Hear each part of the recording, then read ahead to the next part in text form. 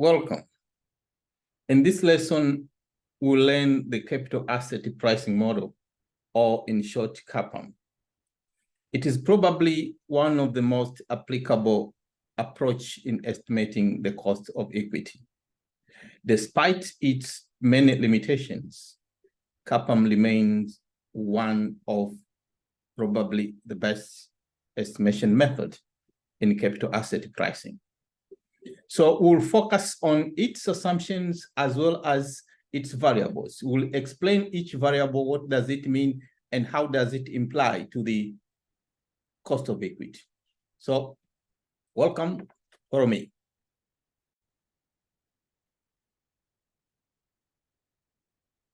The capital asset pricing model, CAPM, is built on a risk-return trade-off hypothesis, originally by Markowitz, 1959, and further explanations and evidence by other researchers. What does it mean? It simply means, according to CAPM, return and risk are the key investors' considerations. And two, investors prefer higher return to lower returns. And the three, risk must be compensated. That means there should be risk premium on returns. And therefore, in one sentence, according to CAPM, the higher the risk, the higher the expected return. Please refer to my book, Corporate Evaluation, A Practical Approach, with the case studies. It is available as hardcover, softcover, as well as a book from different sources globally. And please do not forget to subscribe, like, share, and press the bell button to get notifications about any lessons and updates to learn more. So what are the CAPM assumptions? We can put them into the following categories. First, the risk behavior of investors. Second, diversification possibilities. Third, homogeneity among investors. Third, market efficiency. And risk-free investment. So what is the risk behavior according to CAPM? Simply that all investors are risk averse. And when you are a risk averse investor, simply means you like to maximize the returns and maximize and minimize risk. What about diversification? According to CAPM, all investors can diversify some of their risks, not all. So which simply means they are only concerned about any risk undiversifiable, and that is market risk. So according to CAPM, market risk is the only concern among investors. And it assumes that the investors have the same risk and return expectations, which means the average expected return in the market should be the same, and that the investors are taking the same risk in that same market. And third is about market efficiency. According to CAPM, the market is efficient and that all investors have free access to all the required information, and it is free. There are no transaction costs relating to information. And finally, there exists a risk-free asset, and therefore investors can borrow and lend using that risk-free interest rate. So what does it mean? Let's proceed.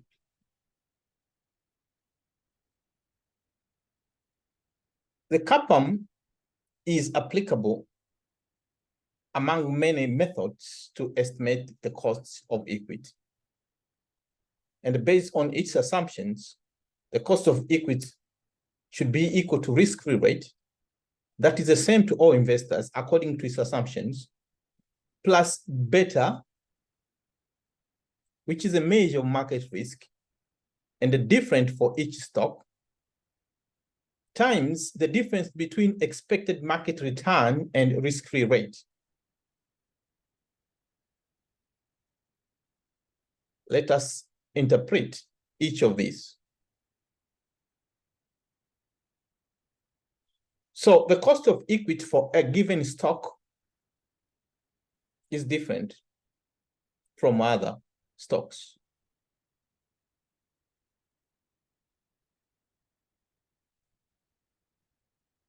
And it starts with the risk-free interest rate.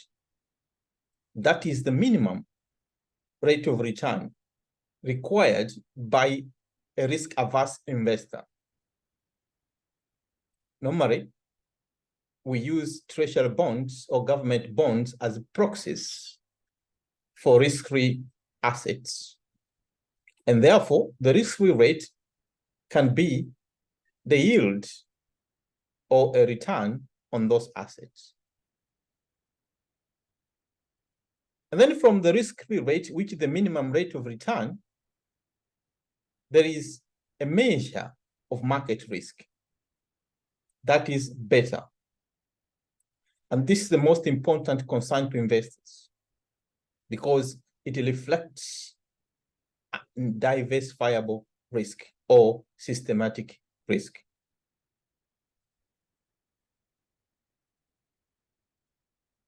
And then we have the market risk premium. That is the difference between expected market return, which is the same for all investors, and the risk-free rate on a risk-free asset, which is also assumed to be the same to all investors. So which means the market risk premium is the same to all investors, and this is consistent with the CAPM assumptions. Now, considering beta and the market risk premium, and since beta is not the same for all stocks, then we have stock risk premium. That is beta, a measure of systematic risk, times the market risk premium.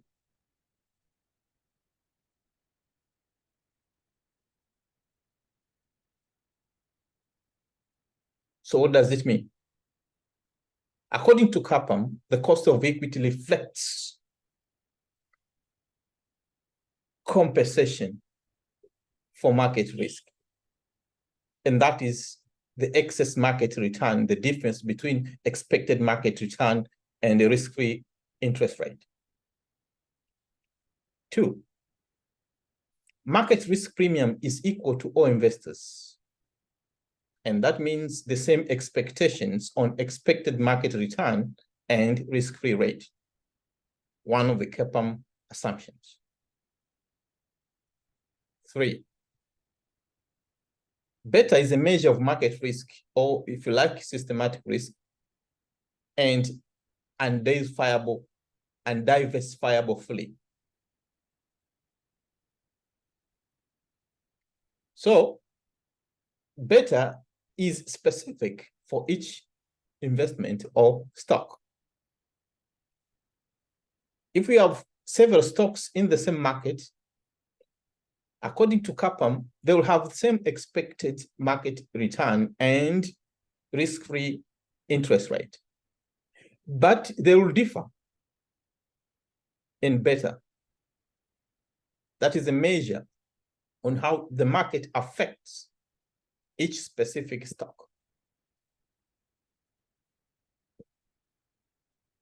So according to CAPM, investors are only concerned about this risk,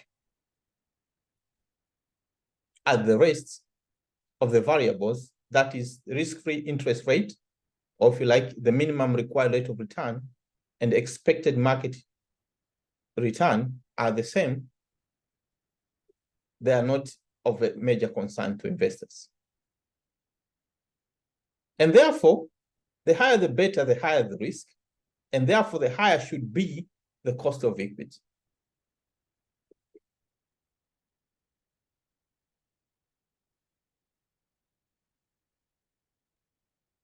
So let's explain this concept with one question.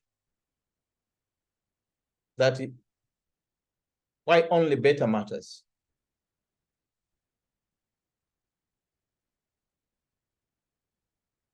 In this example, we have 6 stocks, X, Y, Z, U, V, and W.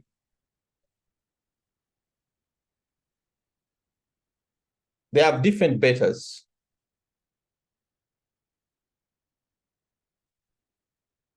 But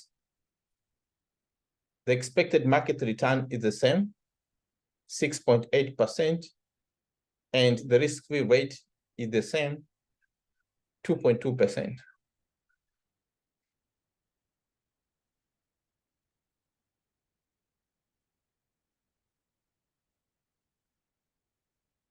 So which means they have the same market excess return or market risk premium. That is the difference between expected market return and the risk-free rate, 4.6%.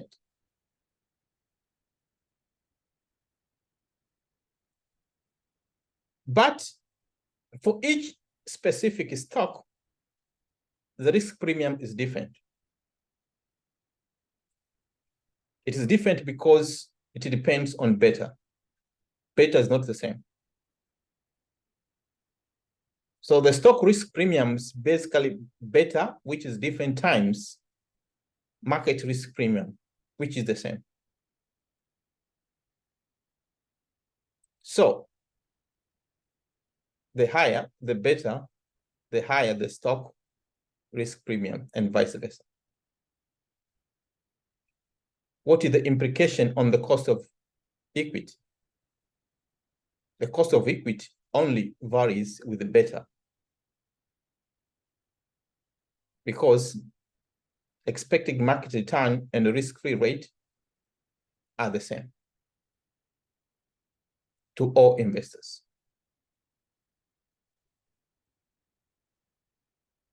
That means cost of equity should be equal to the risk-free rate plus beta, which is different for each stock, times market risk premium, the difference between expected market return and the risk-free rate.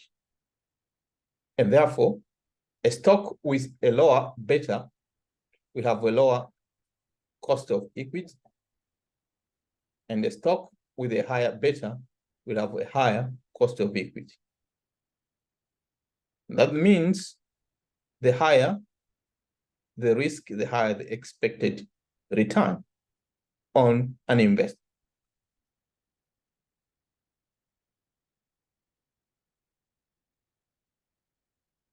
We can also explain it by using the security market line,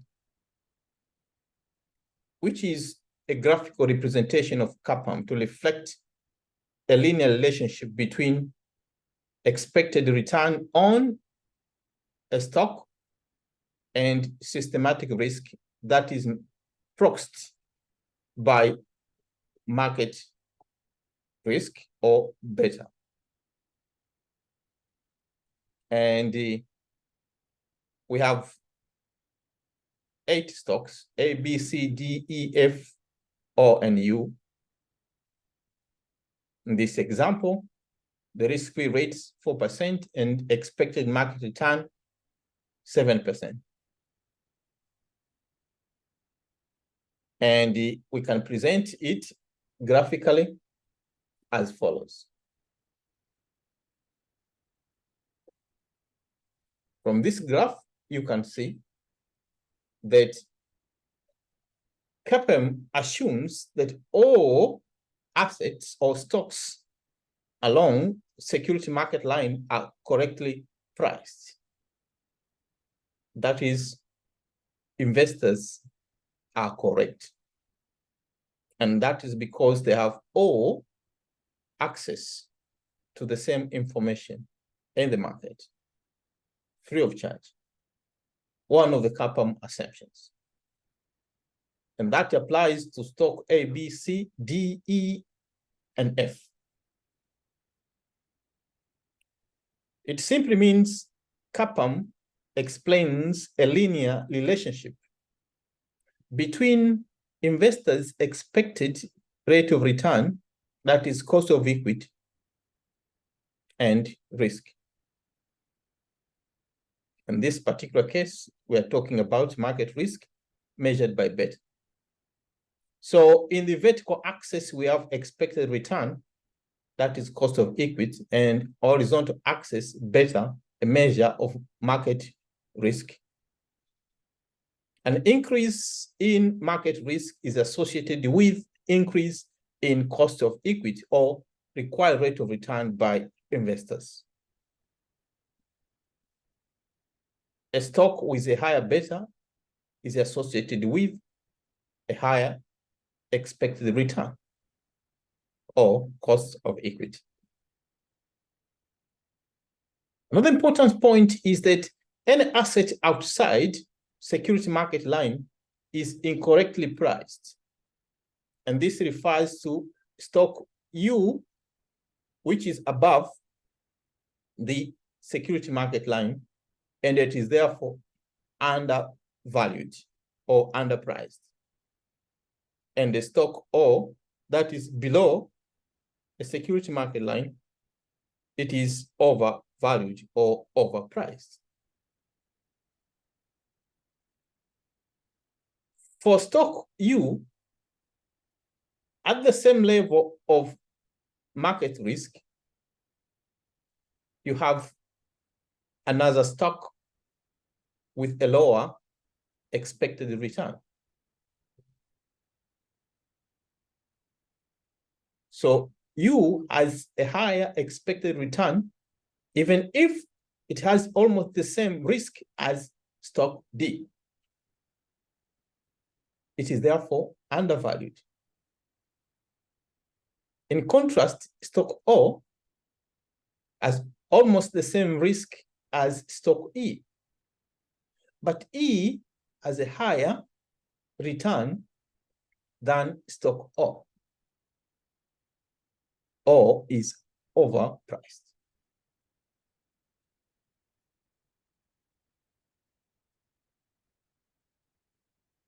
So what is the implication in terms of beta? If beta is greater than 1, stock returns are riskier than market returns. And therefore, the cost of equity on that stock should be greater than expected market return. And this is an example of stock D, E, and F.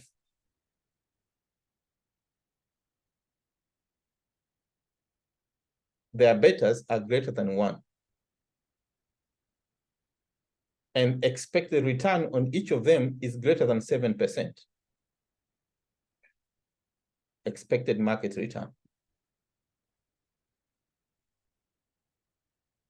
If beta equal 1, then stock on market returns carry equal risk. And therefore, the cost of equity should be equal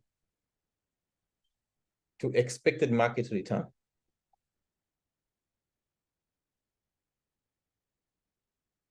And this applies to stock C. Expected market return is 7%, and the cost of equity is 7%. If beta is less than 1, but not 0, market returns are riskier than stock returns. And therefore, the cost of equity should be less than expected market return, and this applies to stock B. Beta is 0.5, that is less than 1. The cost of equity is 5.5%, less than market return, 7%. If beta is 0, then there's no market risk. That is a risk-free investment.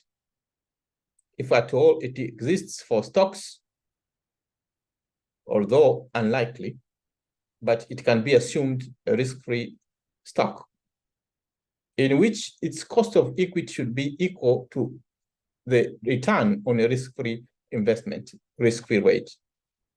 And that can apply to stock A. The risk-free rate is 4%. And the cost of equity on this investment is 4%.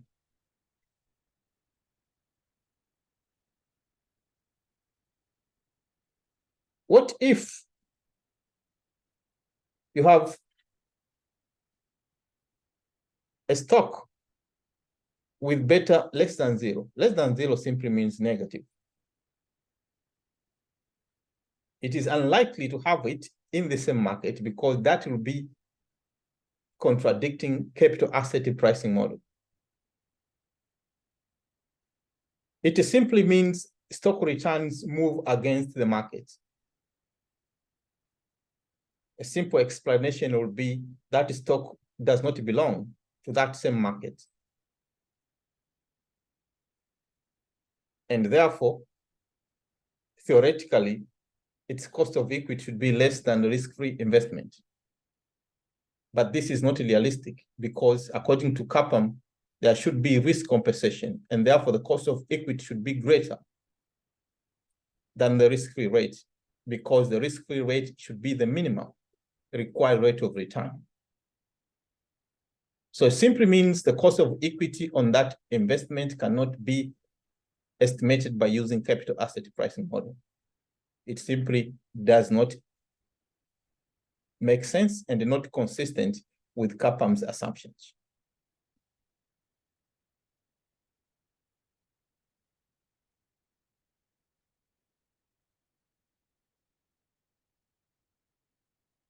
So, what is next? After learning the concept of CAPM and its variables, the next is to apply CAPM to estimate cost of equity. And this will be done by using a real-world example of a company. So please follow my next session on application of CAPM to learn how to apply on estimating a cost of equity using Excel. For now, that's it. Thank you very much. Bye-bye. Hope you enjoyed.